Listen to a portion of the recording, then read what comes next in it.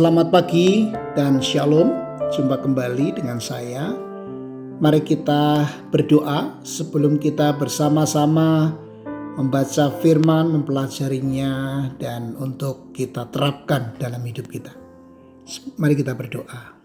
Ya Tuhan, terima kasih untuk hari yang baru dan kesempatan untuk menjalani kehidupan pemberian Tuhan. Tuhan, berikanlah kami hati dan pikiran yang Tuhan bukakan, Tuhan lembutkan untuk menerima firman Tuhan yang hendak kami baca pada hari ini. Mampukan kami untuk taat melakukan apa yang menjadi perintah Tuhan di dalam kehidupan kami. Dalam nama Tuhan Yesus Kristus kami berdoa, kami bersyukur. Amin. Bapak Ibu Saudara, kitab Kejadian pasal 16 ayat 1 sampai dengan 4 mengatakan, Sarai istri Abram tidak memberinya anak. Ia mempunyai seorang hamba perempuan, seorang Mesir, Hagar namanya. Berkatalah Sarai kepada Abram, "Engkau tahu Tuhan tidak memberi aku melahirkan anak. Karena itu hampirilah hambaku itu. Mungkin oleh dialah aku dapat memperoleh seorang anak." Dan Abram mendengarkan perkataan Sarai. Lalu Sarai istri Abram mengambil Hagar hambanya orang Mesir itu, yaitu ketika Abram telah 10 tahun tinggal di tanah Kanaan, lalu memberikannya kepada Abram, suaminya, untuk menjadi istrinya. Abram menghampiri Hagar lalu mengandunglah perempuan itu. Bapak Ibu Saudara yang dikasihi Tuhan, dalam kehidupan sehari-hari kita sering dihadapkan pada situasi yang menuntut kesabaran. Tuhan berjanji, tetapi waktunya tidak selalu sama dengan waktu kita. Seperti Abram dan Sarai, kita pun tergoda untuk mengambil alih, mengandalkan kekuatan sendiri, dan berusaha mewujudkan janji Tuhan dengan cara kita sendiri.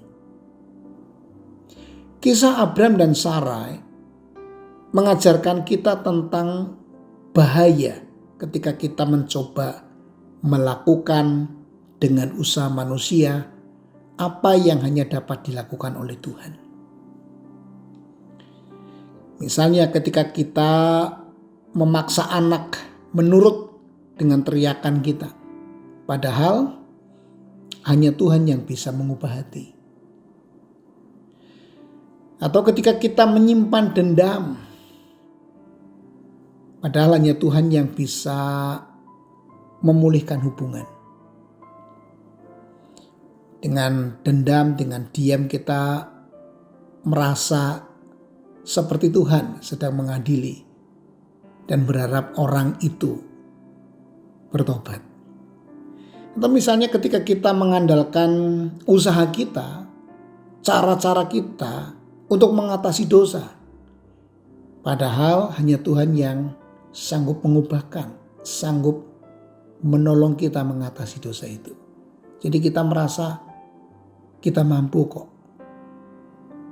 Lalu misalnya ketika kita memaksakan pintu pelayanan terbuka, kita punya misi, kita punya passion, punya hati untuk melakukan ini yang disebut pelayanan. Padahal mungkin saja Tuhan tidak ingin kita melakukan pelayanan itu. Mungkin saja, tapi kita yang memaksakan, kita mengambil alih kendali. Ketika kita misalnya berkata-kata dengan kata-kata yang alkitabiah, tapi tanpa sabar, kita nggak sabar untuk mengarahkan orang. Padahal hanya Roh Kudus yang bisa membuat hati orang terbuka, sadar, bertobat. Jadi intinya kita seringkali mengambil alih apa yang sebetulnya hanya mungkin dikerjakan oleh Tuhan. Kita merasa kita bisa tanpa Tuhan. Nah, kadang ketakutan akan bagaimana ya kalau saya tidak mengambil alih. Itu seringkali menggerakkan kita sehingga kita tidak lagi bergantung kepada Tuhan. Abram dan Sarai misalnya takut janji itu tidak terwujud. Lalu mereka mengambil Hagar untuk melahirkan Ismail. Dan kita tahu akibatnya, rumah tangga terpecah, hati terluka, hubungan rusak. Tetapi Allah adalah Allah yang penuh kasih karunia. Itu firman Tuhan selalu berkata demikian. Dia tidak membatalkan janjinya hanya karena kita tidak sabar. Ini menarik bukan?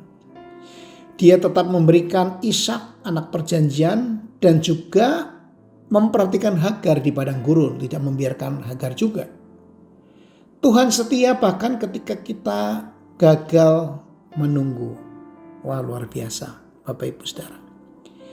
Nah, di dalam Markus 4 ayat 26 sampai 32, Yesus pernah mengajarkan perumpamaan tentang benih yang tumbuh dengan sendirinya. Petani menanam, lalu tidur, dan benih itu bertumbuh. Petani itu tidak tahu bagaimana. Nah, demikian juga kerajaan Allah. Tuhan yang menumbuhkan. Tugas kita adalah menanam dengan setia dan menanti dengan iman. Nah, mari kita berefleksi kembali dari firman Tuhan ini. Di area mana dalam hidup Bapak Ibu Saudara saat ini yang sedang berusaha membantu Tuhan dengan kekuatan sendiri? 2. Apakah kita lebih sering digerakkan oleh ketakutan atau oleh iman? Dan yang ketiga, bagaimana saya dapat belajar menanti dengan tenang, percaya bahwa waktu Tuhan selalu tepat. Nah, mari kita merenungkan kembali firman Tuhan ini dan 3 pertanyaan refleksi tadi. Mari kita berdoa.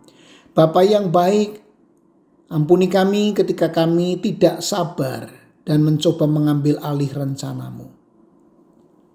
Ajarlah kami untuk berhenti mengandalkan kekuatan sendiri dan bersandar sepenuhnya kepadamu. Teguhkan iman kami ya Tuhan untuk percaya bahwa Engkau setia pada janji-Mu dan waktu-Mu yang selalu sempurna. Berikan kami hati yang tenang, yang mampu menanti dalam doa dan pengharapan. Termasuk ketika kami harus menjalani hidup di tahun yang baru ini. Dengan seluruh pengharapannya kami mau belajar untuk percaya Tuhan akan mengatur semuanya. Dan kami menanti dengan iman, melakukan bagian kami dalam kesungguhan untuk percaya kepada Tuhan. Dengar doa kami, dalam nama Tuhan Yesus kami berdoa. Amin.